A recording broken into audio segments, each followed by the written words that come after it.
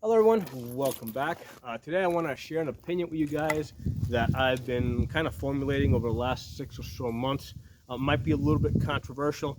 I'm not saying that this is the absolute one way to do things. I'm just putting this out there for you guys to consider, and you decide on your own if this is something that you're interested in or something that you're not interested in. I have started formulating the opinion over the last couple of months that backup sights on guns that have Holosun optics are not necessary. Okay, not that you can't have them or that you shouldn't have them if you're not planning to put anything else on there.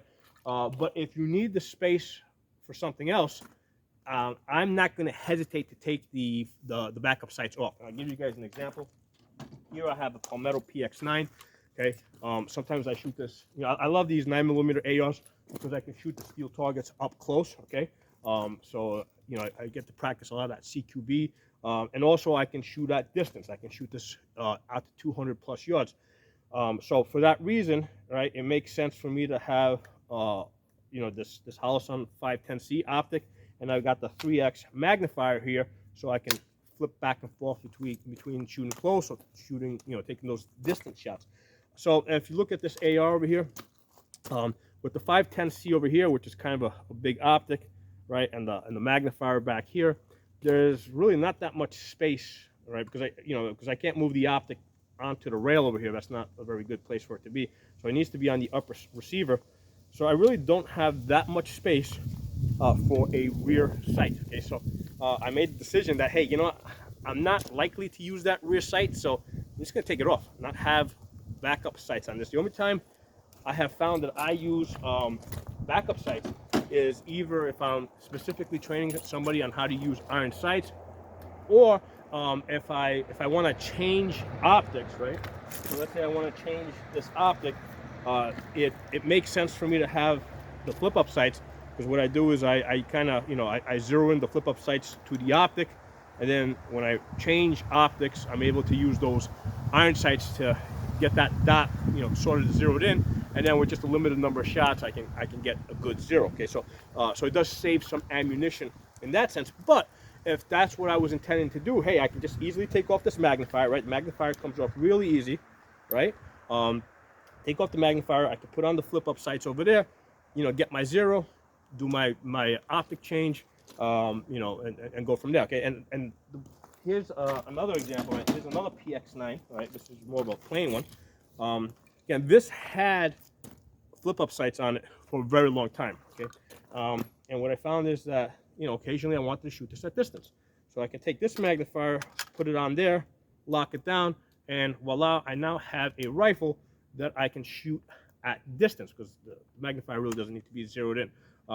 So for me, that is a lot more practical. So what I don't want to do is concern myself with that thing that I might do at some point in the future. That's I want to focus on the things that I know I'm going to be doing on a relatively regular basis. Okay, and that's shooting close distance, shooting far away, going back and forth between the two. Having this magnifier over here is a lot more useful to me than having flip-up sights. Now, let me say this: when I started shooting, I mean, the red dots on rifles and pistols was not a thing, right? It really didn't become a thing. It really didn't start getting really popular and common until like around 2010. I know it existed before that, but it wasn't until then that it really started catching on and kind of becoming the standard thing. Okay, so when I because I'm a full-time firearms instructor, what I found is that when I started training people, when I put the red dot on a rifle, right, I found that first I could train people a lot faster. More importantly, women really liked shooting ARs with red dots on it. They did not like shooting the iron sights so much, but they really liked shooting the red dots. So, I'm basically interested in expanding the gun community, right? That's really why I do what I do, right? So for me, that was an instant. Okay, this is the way it's got to be, right? If this is what new shooters like, if this is what beginners are attracted to, if it makes it easier and more enjoyable for them to learn, that's where I got to start. So I started putting the the red dots on the rifles. And what I saw is the women loved shooting the ARs with the red dots. They didn't care so much with for the pistols that had the iron sights on it. About 2 years ago, when I started putting red dots on pistols, now they love shooting pistols. Okay, so it's definitely a winner. Okay, but where I was going at with this was that when I first started putting red dots on rifles, I mean, it wasn't something I was so sure that it was going to be successful, right? That I didn't know that people were going to like it. So I started off with the cheap ones, right? You know, basically, on the one hand, some of the cheap ones were not reliable. They were losing zero. Quickly upgraded to something a little bit better. A little bit better, still had battery problems, okay? At that time, they didn't have the auto off, shake awake, so I would always forget to turn them off. So the next time I went to pick up one of these ARs, there was like almost 50-50 chance that it wasn't going to be working because I forgot to turn the battery off. Okay, so there was a serious reliability issue. You know, and in most of the time it was because it was user error, right? It was because I kept forgetting to turn them off. So yeah, at that point it's like, yeah, every AR with a red dot had to have backup sights on it. Okay, there was no debating that. They had to have backup sights on it because it was a 50-50 chance that the optic was going to be working the next time I went to use the rifle. Okay, well then at some point I started using the Holosuns. Okay, and the one that you see on this Lynx 12, this is basically an AK-47 shotgun. It doesn't have the magazine in there yet, but basically this is an AK-47, right? But shoots 12 gauge. The optic that you see here, this is the 503 CU, solar powered with a battery backup. It has a 65 MOA circle with the dot. This optic started its life on an AR-15. Okay? So here's the thing: the AR-15 that optic went on to, right, basically ran its full life.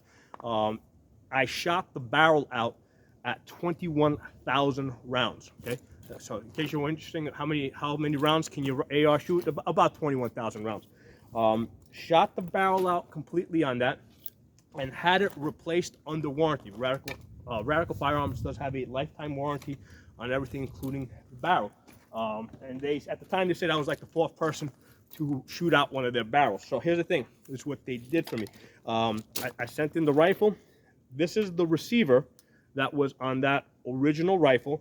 So they basically changed the whole gun except for the receiver, which is the part with the serial number. But so they changed everything: the rifle, the grips, everything, the upper. So they basically gave me a brand new rifle with the exception of the receiver. So the point I'm trying to bring out here is that the optic that was on that gun, on that AR, outlasted the gun, and it's now on another gun, and this one's up to about 15,000 rounds. Okay, now the whole 15,000 rounds was not on this gun. There was basically, I'd say, about half, about eight. This optic has done about 8,000 rounds on this gun, and I should also say that rifle that was shot out with the 21,000 rounds, not, you know, because I did buy that at a later point, so let's say about 12,000 rounds. You know, that optic did about 12,000 rounds on that gun. So this optic here has done more than 20,000 rounds between this gun and the one that it came off of, and it has outlasted the guns. Because here's the thing: that AR that I'm talking about, I broke the trigger group 3 times. You know, or some part.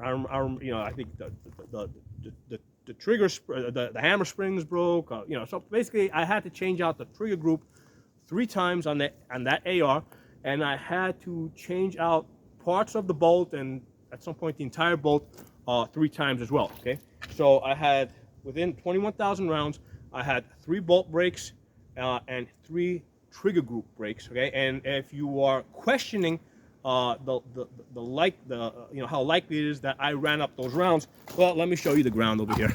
All right, there's a lot more than 20,000 rounds here. There's probably about 200,000 rounds, including the 9mm and all that good stuff. Okay, so basically, you know, that's just here. You know, I do a lot of, you know, traveling to different ranges, so these guns go to a lot of different ranges. So, you know, my guns do a very high volume of shooting. So when I tell you that the optics, these houses specifically, the Holosun optics will outlast the gun, you can believe it. Okay, this 9mm, this is the 9mm PX9. This one here has done about 10,000 rounds. You know, at different ranges that I've been to, all 9mm. So there's 10,000 rounds on this one. There's about 10. No, this one's got about 7,000 rounds. This one over here has about 10,000 rounds. Okay, those are all 9mm. Now, these optics that you see on there, okay, these are the 510Cs. These were not the original ones on there. These guns actually started off their lives with the 507Cs, right? These are pistol optics that I put on a riser. Those are the optics that started off on those guns. More than half of those 10,000 round counts were done with these pistol optics, and basically they work. You know, on this one over here, this one over here, you can see I've had to change out the trigger group. I had to put in. I was having problems with the pins breaking on this. This one I've also had to change out the bolt on this. Right, Palmetto had to send me a replacement bolt. So basically, you know, so basically, your bolts and your trigger groups are going to break before the Holosuns. Okay, so that's the realistic feedback. These pistols over here, I got 3 of them. These are all approaching about 10,000 rounds. Okay, same thing, really high round counts. I mean, now I'll tell you this: the battery life is not what Holosun tells you if you're using the guns as frequently as I do. With the rifles, because the rifles do spend a lot of time in the safe. You know, because being, going to sleep, right, with the go to sleep, shake awake. So with the rifles, I typically have to change the batteries about every year, right? Obviously I use the guns. With the pistols, the ones that sit in the safe, that I use. I mean, I spend a lot of time in the safe, and then I will travel. Because remember, when I'm traveling, these guns are in my truck. The truck's moving. They don't get to sleep, right? The trucks, while I'm driving, they're awake the whole time. With the optics that I carry, right, like this one over here, in the summertime they're going to get about a month, right? In the wintertime, because it gets dark earlier, I go home earlier. So in summertime I get 1 month. In the wintertime I get about 2 months of battery life with the optics that I'm carrying. Okay. Also, this 507K does not have the solar panel, and it doesn't have the solar panel, so it only has one battery source. It doesn't automatically dim itself, so it does use up more battery because of that. So there is a bit of a battery issue with that. But on these other optics, these other guns here that I generally don't carry around every day, and they get, most of the time they spend sleeping, I get very decent battery life out of them. But the point of this video, right, the whole point I'm trying to bring out here is that the Holosun optics are going to outlast the guns, okay? And again, you're talking to a guy that's standing on a bed of brass here, right? Well, actually, it's a bed of steel case. And I can tell you that, let's take a look at this one. Like I said, this one started off on the AR, an AR-15. Right now, it's on a 12-gauge shotgun. Now you can see how it's all scratched up, right? But it's still going, right? It's still going. I probably changed the battery a couple of times, but the optic is still going. So the optic is not the weakest link in your gun. The trigger groups are, and the bolts are. So if you're the kind of person that has to have extra everything, those are the extra things I would have. Have extra trigger groups, have extra bolts. In a home defense situation, because a lot of people are like, well, what if you're in like a home defense type of situation, right? Where you got rioters trying to come into your house and kill you and your whole family. Well, hopefully you got more than one gun, right? So my thing is, you want to have 2 ARs and 2 pistols. I'm a big, because here's the thing: the purpose of your carry gun, right? The carry gun over here is to get you to your safe so you can get your rifle out. Well, if I'm going to my safe, I'm not just pulling out 1 AR. I'm pulling out 2 ARs. One I'll sling over my back. The second one I'll throw under a bed or something. Or put in maybe pull out 3 of them, right? Put hide one in the closet upstairs, hide one in the closet downstairs, someplace where I can get to it if I need to. And then I'll have one on me. Obviously, we're talking about, a pretty extreme situation there. But the point is that you're gonna have multiple guns. Now, if you only, let's say you only got one gun, okay, if you only got one gun, hey, these Holosuns, right? They got the quick release here, right? So if you're really, if you're gonna be going into the jungle or something, right, and you're only gonna be taking one gun, right?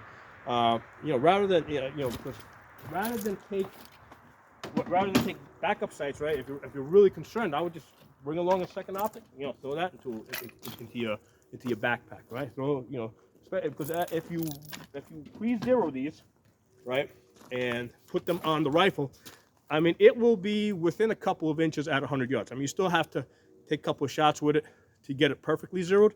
But if I were to take this off, put it back on, yeah, I mean, yeah, it would lose zero a little bit, but it will still be within a couple of inches at 100 yards, okay? So that's one of the nice things about the quick release that these Holosun 510Cs have. You don't need tools to get these on and off. You just flip this up, flip this off here. You saw how I did with the magnifier. Same system, right? Same, see how you push forward on this. Oops, I dropped that, right? So let's take that one right here, and we'll put it back on this one. This is where this one normally lives. So I have found this to be a lot more useful for the type of shooting that I do, because like I said, I'm far more likely to be shooting at distance than I am to be needing to use the flip-up sight. So anyway, I just wanted to share my experience, the conclusion that I've come to, and how I got to that. And like I said, I'm not saying that this is the one and only way to do it. Here's the thing, like on this gun over here, this is short barrel. I think this is like a 10-inch barrel. This is not something I normally shoot at distance. In fact, here's another one. This one's got a 7.5-inch barrel. So this is definitely not something I usually shoot at distance. Well, yeah, this one, sure. I'm not shooting at a distance. I have no intention of putting a magnifier here in the back. So definitely, there's no reason for me not to have the flip-up sights here. So, it's one of those things where you got to think about it. What are you likely to do, and how much space do you have? Now, how about with the pistols? Now, with the pistols, again, there's no reason not to have the iron sights, because there's nothing else I can do with that space, right? It's not like I'm going to take off this rear sight over here and put something else in this spot. So there's no reason there's no reason not to have the iron sights on here. Okay. Now on this optic here is the 507 ACSS. So I don't need to use the iron sights to help me find the set round. So even if I come out and I'm off center, the edge of the circle, a little brighter, the edge of the circle guides me to the center, okay? If on the, let me show you the difference between the two. So, in case you guys aren't familiar with it, so this one here is the, right, I'll make it a little bit brighter so you guys can see it in the camera. There you go. Okay, so this one has that circle over there, moves a little further out, which the 250 MOA circle kind of guides you to the center. So because it has that circle on the edges, I don't need to depend on the iron sights. However, this optic over here, okay, this one over here only has the, let me get this up.